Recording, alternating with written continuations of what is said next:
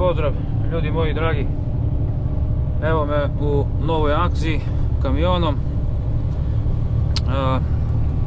Imamo problem, pošto je veliki sneg, morala je freza da ide. I sad najverovatnije je upao neki kanal ili šta već, nemam pojem.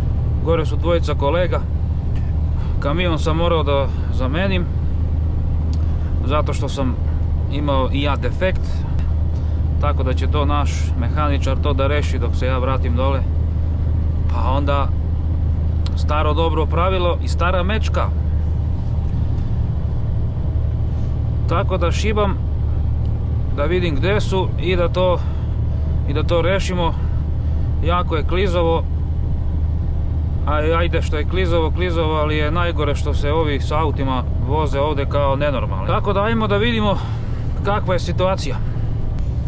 Nadam se samo da neću da sretnem nijedan auto, zato što nemam lance, a ako stanem onda je kraj. Tako da polako idem. Blizu sam, ja mislim, još malo pa stižem do njih.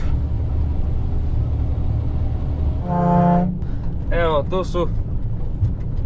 Opa.